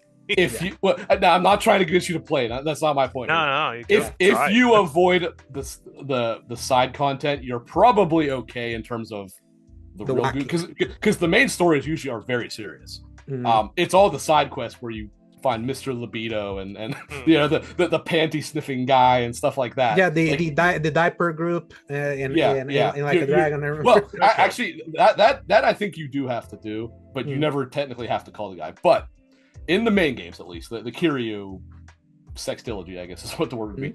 Mm-hmm. Actually, there's 7 of them, so whatever that would be. There is very little silliness in the main story. They are usually very like deathly serious. They might make a joke amongst friends here and there, but they don't have that goofiness for the most part. It's all the side content is when they go, all right, we're going to show everybody what Japan's like too with all of our. It's like a dragon is where it's gotten sillier, right? That's where like the tone has gotten more. Like a Dragon really gets it bonkers because then it goes to the turn-based thing, and the whole joke is that he was a big Dragon Quest nerd. So like that's how he sees himself as becoming like this, like a Dragon Quest hero. So that's, if you ever, I don't know if you've ever played that one, Alex. Okay. Yeah, and Paul's played more Dragon Quest 11. Okay, that's why you'll notice he does like actual Dragon Quest hero poses and stuff like that, and it's meant to be a giant reference to that game. Again, it does have a serious main story, but it does implement goofiness into the main story, whereas the Kiryu 0, 1, 2, 3, 4, 5, and 6 doesn't do that so much. It plays it much more straight and serious in the main stories. One day, I know, like I have this blind spots in series that eventually I get through, kind of like I did Final Fantasy. So one day, Paul, maybe one day we're gonna hit that moment, but not 2025. I doubt it next year. When it gets its hooks in you, I guarantee you'll be like, all right. Yeah. Now I see why this is getting so Don popular. Lionheart, which is also like a contributor season gaming, he's like a big Yakuza guy. I hear it from him. So in this show now we've heard the 2 extremes of the Yakuza love. So yep, they moved that up, and that's gonna come out in February 21st. Then the Mouse PI for Hire, the Cuphead first-person shooter like a black and white thing, that's coming out early 2025 on Series X and PC. That was just to be just on PC, so now that's coming on console, so you can assume it'll also be on PlayStation, maybe at launch or eventually. Subnautica 2, our buddy Zach Paul is gonna be very excited. That's coming out. It's entering early access early 2025 for Series X and S and PC, and he has a Series S and he loves Subnautica. Animal Well, they had Donkey basically finally confirmed that they're putting that game out on Xbox after it was early on and pretty much everywhere. Eden Zero. Do you know about this, Paul? This is apparently a manga. What is it? Eden Zero. That sounds familiar. Hang on. So Eden's Zero. So it says based on Eden Zero by Hiro Mishima, who also wrote. That's the Fairy Tail follow up. Okay. Yeah, Fairy Tail and Raid Master allows you to take on the roles of the manga's characters in this new game. Yeah, I love this. That one. What I was a big Rave Master guy. Back in the day, because it was just sick. The whole concept was a guy's collecting like I think 8 different super swords basically, and he uses each of them. They do completely different things, whatever. Fairy Tail was awesome, and then it was just a little bit too much for like mixing that, like, we're gonna show you the coolest fight you've ever seen, and then a character is going to make like a panty joke right after. It was just a little bit too much. And then so it's Yakuza is what you're saying. I don't know. It's that flirting versus harassment meme. And I feel like Eden Zero just kind of continued that, because it's like I think either the direct son or descendant of the main characters of the last one. But yeah, that's context. I love the description in this Eurogamer article after this. It says, "Sorry, haven't read this manga, so not got much to say. There's some space adventures." It's that's a funny write-up. So that was like, I'm gonna ask you about that one, because it's like this is from Konami, so Konami's still putting out stuff. So I was like, yeah, early gonna be released sometime in 2025. Then Eternal Strands, that Tears of the Kingdom / Shadow of the Colossus / Monster Hunter Magic game, that had an IGN first early in the earlier this year by Trials Northup. They confirmed early 2025, and that is gonna be on Game Pass. So cool on that. And this will be one that, because of its art style, when I get a Pro, I'm like, I'll just settle on Game Pass here, unless I heard that the Pro version is significantly better. Then there's this Mistful Hunter game that looked like a Vikings game crossed with like Elden Ring, like a combat, but it was like mixing Souls like with extraction shooter. They said, like in the description. I was like, it looked interesting. You completely unsold me so fast. But that bingo. I was on board until they said extraction. I'm like, yeah. I'm out. Yeah, it was one of them, because it looks so cool. I don't want an extraction thing in the Souls like together. That's like the word, the least thing I want. Even to look cool. I enjoy like the comment. You should look at Paul, look at that trailer whenever you have the time. and then think about it being a Souls-like and an extraction thing. What is it called again? It's called Mistfall Hunter. You can look it in the article that's in the link if you want to look at it. They embedded the videos there if you want, but gosh, it looks so cool, and it's like you had to say that, and you completely unsold me after selling me on that one.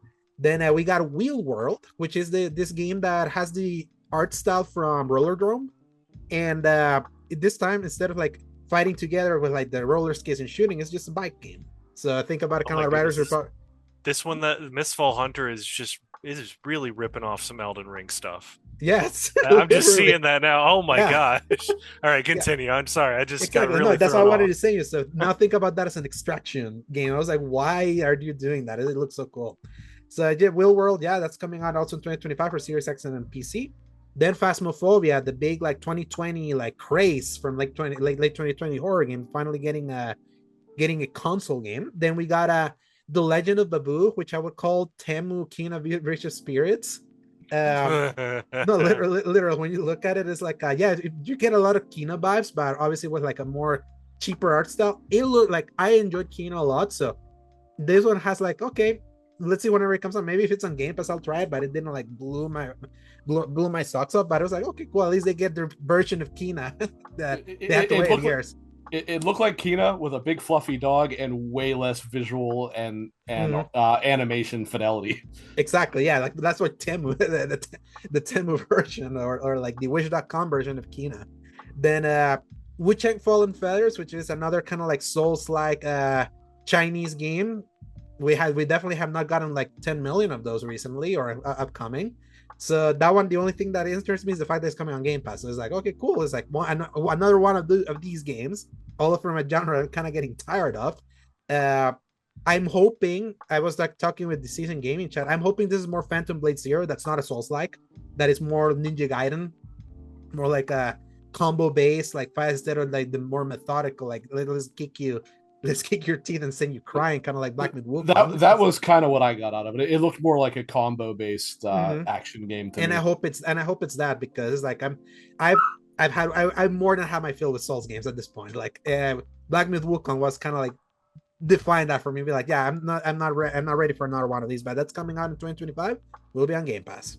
And then FBC Firebreak, which is like a Control spin-off, not really, because it's like in the Federal Bureau of Control. It's a third-person co-op shooter that's gonna release both on Game Pass and PS Extra and Premium if you pay for those like for those services. So if you wanted to do like a third-person shooter in the Remedyverse, that's basically what this is.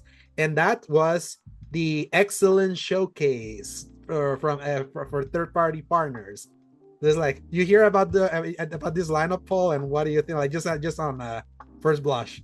I was just really waiting for something that sounded super interesting. Thank you. But like, to its credit, it's also if you were really waiting for that one DLC, I guess, or I don't know, there really just wasn't a whole lot that spoke to me. Like you said, that Expedition 33 really should have been here. Yes. Why was not that earlier? Here? You have Game Pass Association. They should have saved it for here and saved the voice cast reveals to this thing. That would have people would have gone nuts for that. They would have not shut up about it. Yeah, they had not yet. A lot of people are still talking, and the fact that it's a $50 game. Exactly. That has been like that double whammy right there. But man, that would have added some real kick to your presentation for sure. Mm-hmm.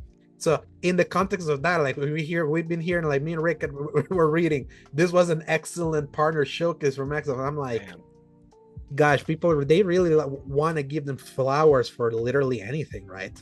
Like after like the toxic positivity. When you've been living in a prison for all your life, I guess just about anything sounds like an improvement, frankly. Exactly. Yeah, it's like this felt like a traditional, like one of those like mid-tier state of plays for me, like literally. The fact that people were like, no, there's just this third-party presentation beats like all the state of plays from this year. I'm like, we're living in completely different realities, like for real. It's like I cannot believe like people were this high on this on this partner. It's like this was fine, interesting, variety. But I will say, to their credit, I do like this format actually. Yeah, like they should continue to use this format, not interrupting it with people talking. Which even Sony still hasn't got that point across. They still think they have to interrupt the talk, but.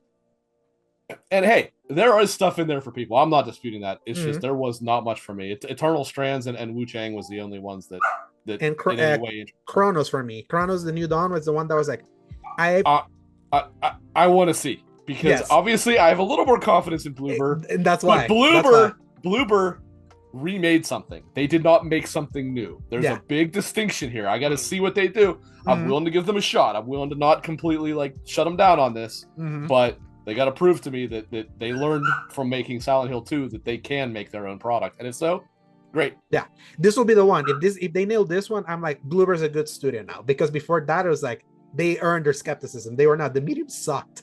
Medium absolutely sucked. Though the tone of the Medium was like what gave them Silent Hill. That was the only thing that the Medium was good at. So, and then that was the excellent presentation. So when this, according to the internet, but then another really interesting topic that was kind of like sprung up by former PlayStation executive Shawn Layden, because he got an interview over at Gamescom Asia. Kind of like, it's funny that Shawn Layden was the one that sounded klaxons early, like in 2018, 2019, be like, hey, game development is getting way too expensive. It's like, we cannot be doing like that. This games that are in premium are like getting too expensive.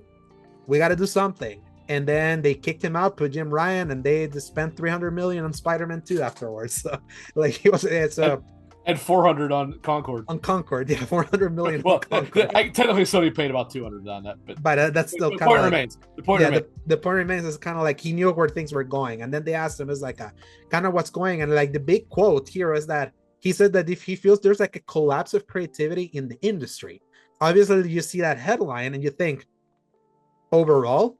But then when you go into like the article, he specifically is talking about AAA game development, where he's like, he says that today the entry cost for making a AAA game is in triple-digit millions now.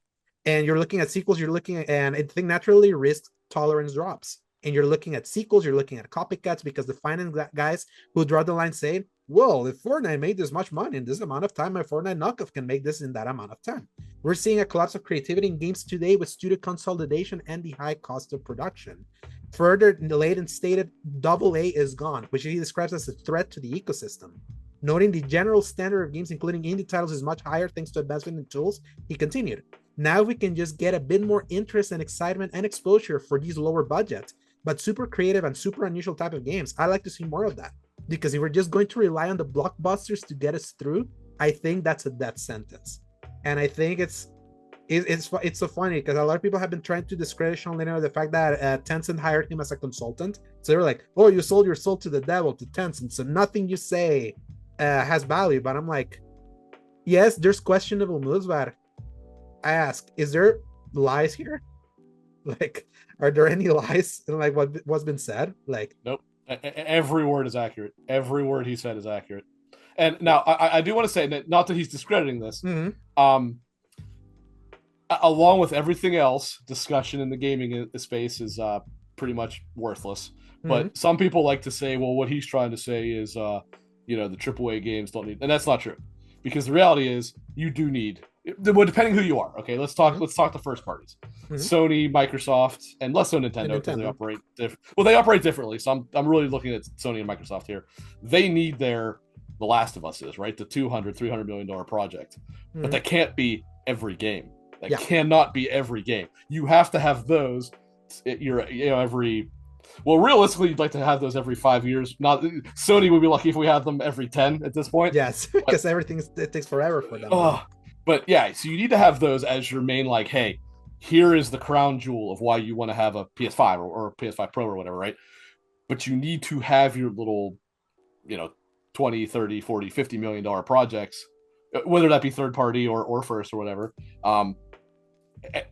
Obviously, a major part of that is how much is made in the United States versus elsewhere, as that's a huge difference in cost. I mean, look at in California, especially of all places. Sure. Look at, for comparison, look at what was it? $30 million is what Remedy made Control for, because so much less cost. $30 million. Yeah. Control, like with all that. That game, exactly as it was made in the United States, would have been $150 million easy. Yeah. So like, obviously that's a major part is you cannot have all your, well, depending how you're doing it, you cannot necessarily have all your studios in the United States just because you couldn't afford to do it then. But you need, well, certainly Japan, actually, it's not talked about often, but game development in Japan is also significantly less expensive than it is in the United States. Especially right now with the yen, where the yen is right now. Yeah, that it's right, sure. Which also begs the question, why was that the studio that Microsoft shut down? But we won't get into that. Tango, which thank God for Krafton that they saved it. Tango lives, and Hi-Fi Rush 2 may still be a thing. But yeah, you need to have these smaller projects. You need to have, not everything has to have a bloated budget like The Last of Us. I understand why The Last of Us has a bloated budget. Anyone's played that game, whether you like it or not, you can tell looking at it why it has it, right? You can tell why Grand Theft Auto and Red Dead Redemption have them. But not every game has to be that. You can have a $10-20 million game that's way less expensive to help get you along until you get those killer apps. And that's been completely lost on Sony for some reason. Everything has to be $200-300 million projects, and well, you see how it's working for them. Yeah, it's just crazy that we get a world where these companies can throw around so much money, feel like they have to, because so many people are now putting up those like video comparison videos of like one game that is tailor-made for one very specific thing, and then showing another game that's like, why isn't this in the game, bro? Like, oh my gosh. Why is this water not like animating like perfectly? There's just like this continuation of how people fundamentally misunderstand how game development is even made, and how reusing assets is a great way to save costs. So all of these companies are, instead of just kind of doubling down and going, hey guys, this is how it works, stop complaining, it's, well, we need to now balloon our budget by double to make all of these perfect details, because everything has to be a Kojima Productions level of ice melting on your tanker level. It's a weird feeling that everything's trying to do that now, and barely any of it actually succeeds. Like, why does The Division need to have perfect realistic window shooting? Gosh, I remember that one video? Yes. You could shoot out the entire thing and it would all collapse. Like, why does that need to be there? Like, it's great. It's wonderful. I love that game. Really weird vibes, but why do you need to see the inside of Aloy's mouth, guys? It's just a continuing process. Like, we have to keep buffing ourselves up, but instead of crazy spectacle, it's the tiniest detail that nobody's going to notice unless you've got all your video essayists out there going, oh, I see that. Interesting. Well, and a perfect example of this, to bring up a couple games that we've talked about a couple times already on this episode. Why is it that 1 million sales of Metaphor has made Sega thrilled, but 3 million or whatever it was of Final Fantasy VII Rebirth was not disappointed? Why is that? Because Metaphor, they didn't put every dollar of it into making sure that there's, large seamless worlds and all that stuff. They put money, which is significantly less expensive, into those transition scenes and all that stuff. And the game really is not particularly technically impressive. It looks good on an artistic level, but not technically. Whereas Rebirth also is not particularly impressive technically either. In the performance, if you played a performance mode, but nonetheless, the point is, like, Square put so much more money into that, and I'm not saying they shouldn't have. This is Final Fantasy VII. You really shouldn't skip out on that. But it's like, this is where the difference comes in, right? This game can sell 1/3 as much copies and be a massive success for Sega, whereas that one can be what by most metrics would be successful and not work because they spent so much more money having to develop it and all the stuff around it, that it's like, this is where they really got to start reining it in. It's also why 16 did not meet sales expectations or whatever nonsense term they used. Yeah, so and I know for sure 16 was very expensive because that was like a 7-year production. From what I understood, that what helped with the Rebirth thing is that the whole pride has been paid off with the remake thing. It was like they paid the entire budget of what they want to do all the way back to remake. So technically, it's like, they already kind of consolidated their budget there. That's why that game kind of came out quickly, and even still with what they sold, they were still kind of like disappointed about it.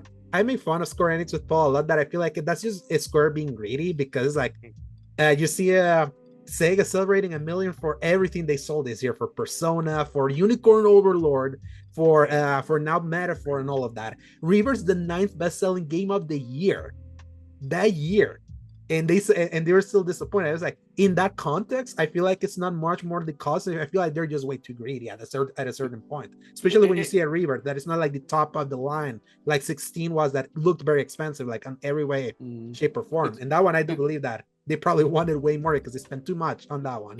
It's that, and it's also definitely a massive misunderstanding of the market that they are in and expectations for their own product. Yeah, because Final Fantasy has never been, like, contrary to everyone's belief, Paul, Final Fantasy VII, the most popular, has only sold 9 million copies worldwide ever. Nine. One Dragon Quest outsells that typically. Yeah. Yes. It is that kind of franchise, and they just keep misunderstanding, like, but the fan base is really loud. That's what that's what happens. Like, for how loud it is, you think that the games are more bigger. The thing is that because there's so many games, that franchise has sold a lot. It's still considered one of the best-selling JRPGs that exists, but it's a JRPG. It's still like there's still like a ceiling towards that, and they don't quite like understand their niche. And that's kind of the larger indicative problem of Square moving all of their mainline Final Fantasy games to more and more action, with the hope of almost turning it into something that is not a JRPG. And yet here we are kind of reinventing the wheel over and over again for more and more hundreds of millions of dollars. And then you've got your Metaphor ReFantazio feeling more like a Final Fantasy than Final Fantasy has felt like in a decade. And just them being there happy. You go. and them being happy. The fact, one thing I've been loving recently, I don't know if you noticed, that a lot of people are celebrating 1 million sales. Even Silent Hill 2 did. I'm like, I'm glad that I feel a lot of people are probably making a point that, 1 million sales is 1 million sales. It's let's celebrate the fact there's 1 million. Say, if we get more, make it a cherry on top instead of making everything feel like the thing was circling back to like Spider-Man 2, like hearing that game needed to sell at minimum 8 million copies to break even. I'm like, holy crap, that's like that is the kind of thing that's a death sentence that Shawn Layden mentioned. Is like, and that got lucky just because it's Spider-Man. They got lucky there. Supposedly the leak put the budget that apparently Spider-Man 3, they were kind of like estimating it was going to cost them $580 million. And I'm like, where is this money going? Like, come on. Like, well, you remember back in like the PS2 era, selling 1 million copies was it wasn't unheard of, but it was not common. Like that was, wasn't it 500,000? 500,000 was the greatest hits. Yes, well, that was like greatest hits. So if you sold 1 million copies, it's like that was a massive success. That became a platinum hit. Now it's like your baseline. Now it's like your baseline have to sell to not go bankrupt.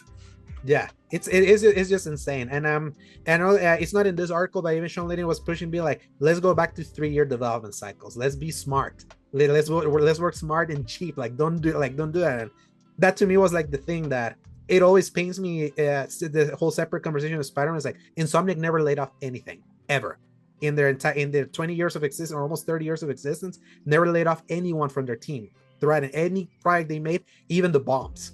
They have put their most successful game ever in 2, but because of their budget, they had to lay off people. That is insane to me. So I would say like, now what do you say? Is there a creativity? Is there a lack of creativity right now in AAA? Would you say? I feel yes, and you're seeing a lot of creativity kind of here in the middle. I like picking back to last week's topic, Paul. Counterpoint. Go for it. I think that there is plenty of creativity, but it all gets blocked before we get to see it. Yes, because it's like the suits kind of just want the safe thing that's got to make money, and a lot of the creativity is not being pushed. And I feel this year, like kind of like building up on our topic from last week, Paul, about like, is 2024 a dry year for video games? I feel like this has been a year where we've kind of seen, like, maybe not here in the high end, but everywhere here, like somewhere like in the middle, we're seeing a lot of the creativity fill up the spots. And for people that like that creativity, you're able to find that kind of like somewhere kind of like in the middle. I would even put the things like Metaphor is kind of like here, because it's not like this massive budget, like high quality, and the thing that some people just like focusing, the premium gamers want, that I feel it's there. And we need more of that, because like the more we normalize here, we're not gonna be just trying to pursue this kind of like that sentence. That's how I see it, and that's why I felt 2024 has been a massive year. Like all of that has been there. You just have to really find it. So, any final thoughts before we move to the games that are coming out next week? I think I've said all I need to say. Cool. So, Paul, read us the releases for the week of October 20th to October 26th. A lot of games. All right. We got No More Room in Hell 2 on PC Early Access October 22nd. Alan Wake 2 DLC The Lake House on PC, PS5, Xbox Series X and S on October 22nd. Fae Farm on PS4, PS5, Xbox Series X and S, and Xbox One on October 22nd. Fear the Spotlight on PC, PS4, PS5, Switch, Xbox One, Xbox Series X and S on October 22nd. Terminator Survivors on PC October 24th. Windblown PC Early Access October 24th. Romancing Saga 2 Revenge of the Seven, Switch, PC, PS4, PS5 on October 24th. Yakuza Kiwami coming to the Switch finally on October 24th. Ease X Nordics. Gosh, I hate that title. PS4, PS5, PC, and Switch on October 25th. Sonic X Shadow Generations, PC, PS4, PS5, Switch, Xbox One, Xbox Series X and S on October 25th. And lastly, Call of Duty Black Ops 6, PC, PS4, PS5, Xbox Series X and S, Xbox One on October 25th. And another dry week and a dry year, right, Paul? Yeah, let me tell you, it just ain't nothing out here. Yes. Do you play the demo for Romance and Saga, Rick? I am not a fan of the Saga series at all. Oh, okay. Yeah, I downloaded it, but haven't tried it. It was like I just knew that it was like a Square JRPG, like in turn-based. So I was like, I downloaded it, have it there. I eventually will try it because it has that transfer your save over. The East series, I always kind of had interest in somehow, but it's like our mutual friend Duncan is a big stan of it. But I've specifically never got into it. Yeah, so it's like I think there was a demo for that one too, but I will have to double check on that one. And Black Ops 6, I think I'm gonna review over for Season Gaming. Thankfully, it's on Game Pass, so we don't have to spend a cent for that one at least. Yeah. And I don't want to spend a cent after Modern Warfare 3. I felt burned last year for that one. Amen to that. Yes, and I'll be the sucker, and I'm gonna get Sonic X Shadow Generations. What do you mean sucker? I think you mean genius. Yeah. I almost feel glad that I'm not a big Sonic guy, because sometimes it feels like there's a cult beside me. I'm just like, good lord! I tell you, it's like it's a cult of. But I'm also a Kingdom Hearts fan, so who's the real loser here? So am I. Oh god! And that's the thing. Like, unlike Sonic, both Kingdom Hearts games are good. Sonic and Sonic has only had two good games. Yeah, has had two good games in 20 years. You're treading on some thin ice here, Al. Yeah, there he goes. You better watch yourself. I'm talking 3D. In the 3D space, I feel their good games has been Generations. That's why I kind of want to get this one. And I know some people argue for Colors. Over on the didn't you like Frontiers? And Frontiers is the other one that I was gonna say. I like Frontiers a lot. Two adventure games were also good. Or you said 20 years. That would have been longer. Yes, okay. Exactly. So actually, I will not disagree with you. Exactly. I said 20 years because like after Sonic Adventure 2, it's been rough. It's been rough times. We got the Sonic 06s. We got Unleashed. We got the Black and the Sonic and the Black Knight or the Black Sword. I don't remember. Or like it's been Sonic bad. and the Black Knight. Yeah. It's been really bad for Sonic fans. And then like Generations. Wasn't Unleashed good? No. Oh no. Half of it. Okay. Unleashed was good. Unleashed was half good and half not good. Yes. Okay. When you were the Werehog, it was bad, but when you were just Sonic, it was good. Got it. The soundtrack's awesome though. They do concerts on Unleashed. That's how good that soundtrack is. But Frontiers was like legit. I feel that was like a legit win for that fan base because it's like it was a solid kind of like new step for how they want to do it, I think. Exactly. So I was like, I hope they build on that. But the Generations game was considered the best one from that post-Adventure 2 period. So yeah, Generations was awesome. And actually, when they announced, I don't know, a week ago, 2 weeks ago, that the shadow side of it is actually the same length as the actual game. I'm it's like, that's two games cool. in one. Yeah, basically, that's actually pretty cool to hear. Yeah. Man, the pup is like ready. Good thing we're ending now. Yeah, she's going bonkers right now. I can imagine. So, on that note, that concludes this week's episode of the X Button. So, Rick, pimp yourself out. Where can people find you? I am at Butch4969, pretty much everywhere that things are. Twitter, PlayStation Network, Xbox One, Steam, all of it.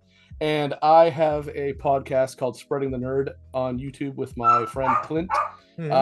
Just YouTube, and then Spreading the Nerd is the name of the show. We typically record usually on Fridays around 7:30 p.m. Eastern time, unless something comes up. But more often than not, that's around this time, basically.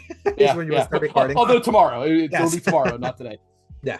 And Paul, where can people find you? As always, y'all can find me on Twitter at Dork of Art. I do nothing productive there, so you should totally check it out. Yeah, but some good retweets that have been really good to dollar retweet from bangers, I acknowledge. Yes, and then you can find me at @A_Dorsegovia on Twitter /X.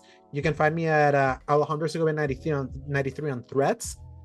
Soon I'm gonna move to Blue Sky because it seems like everyone's soon moving there after the blog bot and functionality is gonna be ruined over on Twitter. But until then, I'll pin that out, and then you can find my written content, my old stuff at thecriticalcorner.com and my newer stuff at sixandgaming.com, where you can read my reviews of this year for The Last of Us Part 2 Remastered, Grand Blue Fantasy Relink, Skull and Bones, Final Fantasy 7 Rebirth, Final Fantasy 16 The Rising Tide, TMNT Mutant Arcade Wrath of the Mutants, which sucks, Stellar Blade, Star Wars Outlaws, my op-ed on why Warhammer 40k Space Marine 2 is a good ode to the old days, and maybe Black Ops 6. I was going to review Silent Hill 2, but I'm slow walking it because it's real scary. It can be real scary. So it was like maybe eventually, but if we get too far, it's going to be like an impressions piece. But I may do Black Ops 6 because I did Modern Warfare 3. So look forward to that. And then if you like what you watch, give us a like, give us a subscribe, comment what you like or you didn't, and we'll see you next week, same time here in the Escape channel, and play some games. Stay safe and press X to play. Good night, everybody. Hasta la vista, baby. See you guys.